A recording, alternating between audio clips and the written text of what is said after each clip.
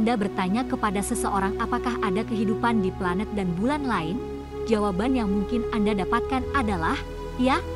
Kembali ke generasi sebelumnya, kita telah diperkenalkan dengan berbagai makhluk luar angkasa, baik, buruk, dan jahat. Kehadiran mereka adalah bagian besar dari hiburan dan budaya kita, dan kita penduduk bumi tampaknya memiliki keyakinan yang tidak berdasar bahwa kita tidak sendirian di alam semesta. Tetapi kehadiran reguler makhluk luar angkasa dalam film atau game tentu saja adalah fiksi.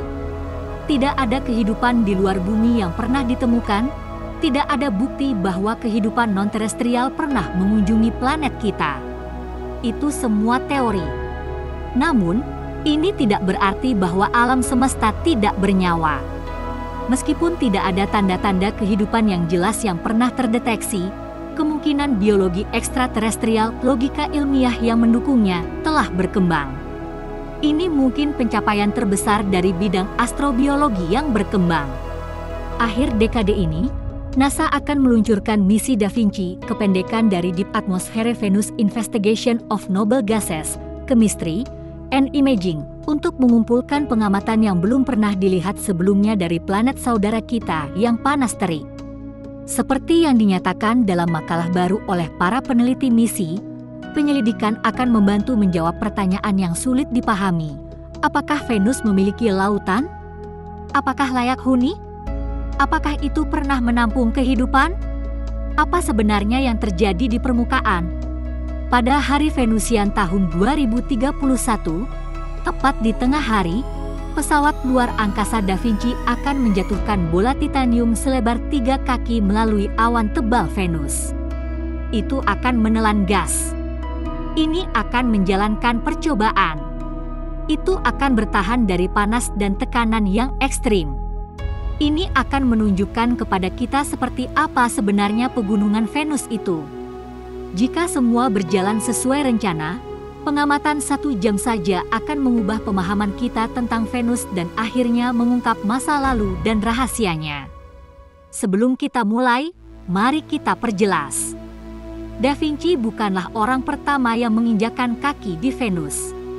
Pesawat ruang angkasa pertama yang menginjakkan kaki mekanis di Venus sebenarnya pada 1960-an dan 70-an, wahana Venera bekas Uni Soviet.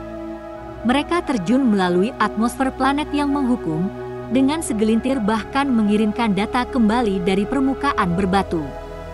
Pada bulan Desember 1970, misalnya, pendarat Venera 8 mentransmisikan data atmosfer selama lebih dari 50 menit setelah pendaratannya yang bergolak. Misi awal ini memberikan pelajaran penting, Venus seperti panci presto besar. Venus adalah objek paling terang ketiga di langit, tetapi pandangan kita tentangnya terhalang oleh atmosfernya yang tebal, dan meskipun kondisinya aneh dan panas, Venus memiliki sejumlah fitur mengejutkan yang sama dengan Bumi. Meskipun merupakan planet terdekat kedua dari matahari, planet ini adalah yang terpanas dari 8 dunia di tata surya kita. Atmosfernya yang tebal sebagian besar terdiri dari karbon dioksida dengan awan asam sulfat yang memerangkap panas matahari dan menciptakan efek rumah kaca yang tak terkendali. Dan sekarang, para peneliti telah membuat penemuan tak terduga yang bisa menjadi pengubah permainan potensial dalam pencarian kita akan kehidupan di luar bumi. Semua berkat penemuan gas fosfin di Venus. Fosfin dianggap sebagai biosignature. Biosignature adalah zat apapun seperti elemen, isotop, atau molekul atau fenomena yang memberikan bukti ilmiah tentang kehidupan masa lalu atau masa kini. Unsur lain yang merupakan biosignature adalah karbon dioksida atau dinitrogen oksida, juga dikenal sebagai gas tertawa. Di bumi, fosfin diproduksi oleh jenis bakteri tertentu. Penemuan ini tidak terduga dan berpotensi mengubah permainan. Kehadiran fosfin di udara mirip dengan melihat mercusuar saat badai dahsyat di laut, sinyal bahwa ada kehidupan di lingkungan. Tetapi jika memang organisme hidup mengambang di udara padat Venus, itu akan sangat memperkuat argumen bahwa kehidupan bukanlah keajaiban kosmik. Selama beberapa dekade, para ilmuwan mengejar kehidupan di luar angkasa dengan 3 cara utama. Salah satunya hanya mencarinya yang menjadi motivasi mengirimkan banyak rover untuk menjelajah permukaan Mars. Yang kedua mencoba mendengarkan sinyal radio alien. Dan yang ketiga menggunakan teleskop untuk memeriksa atmosfer planet dan bulan untuk biomarker, gas yang dihasilkan oleh kehidupan. Yang juga dilakukan oleh James Webb Space Telescope. Apa yang membuat penemuan fosfin di udara Venus begitu menggairahkan adalah bahwa para peneliti telah memeras otak mencoba menemukan cara untuk menjelaskan keberadaannya tanpa menggunakan istilah kehidupan. Mereka telah mempertimbangkan kemungkinan bahwa proses kimiawi yang aneh di atmosfer dapat menghasilkannya atau kemungkinan bahwa itu dimuntahkan dari gunung berapi di bawah. Bahkan reaksi yang disebabkan oleh meteor yang berkobar melalui awan atau efek kimia dari petir juga dipertimbangkan. Tetapi para ilmuwan tidak dapat menemukan penjelasan non-biologis yang masuk akal. Meskipun demikian, mereka tetap berhati-hati. Sejarah penuh dengan klaim biologi ekstraterestrial yang kemudian terbukti mencurigakan atau sekadar salah atau bahkan salah, dari kanal di Mars hingga fitur mikroskopis berlekuk-lekuk yang terlihat di meteorit Mars. Siapapun yang mengklaim telah menetapkan keberadaan kehidupan di tempat lain telah ditentang dan terbukti salah. Sains mendesak kita untuk percaya bahwa dunia kita adalah satu-satunya tempat di alam semesta di mana kehidupan diketahui ada. Untuk membuktikan sebaliknya adalah tujuan yang sangat besar, dan buktinya harus tak terbantahkan.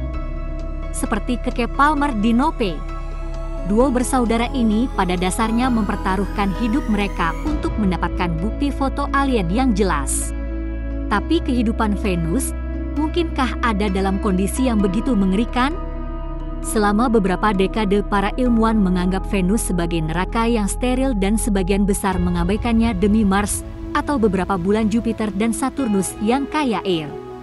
Tapi tidak semua ilmuwan. Astronomi planet David Grinspoon dari Planetary Science Institute terus memperjuangkan gagasan untuk lebih memperhatikan Venus. Dia menunjukkan bahwa pada 30 mil di atas permukaan, suhu awan turun kira-kira sama seperti pada musim gugur di New York.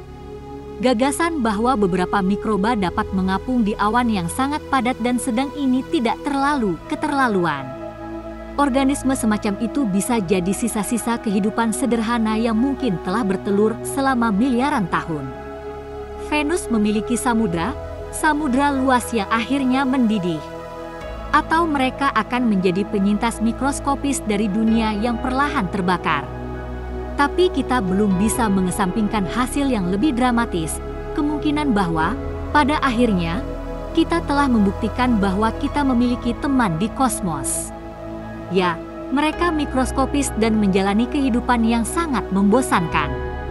Tapi tidak seperti semua yang kami temukan di surga, mereka masih hidup. Banyak simulasi evolusi Venus memperkirakan bahwa Venus telah memiliki lautan selama sekitar 2 atau 3 miliar tahun. Itu banyak waktu bagi potensi kehidupan untuk berkembang. Di kosmos yang lebih dalam, eksovenus lain mungkin memiliki lingkungan yang serupa. Melalui semua kekacauan, satu pesan tetap jelas.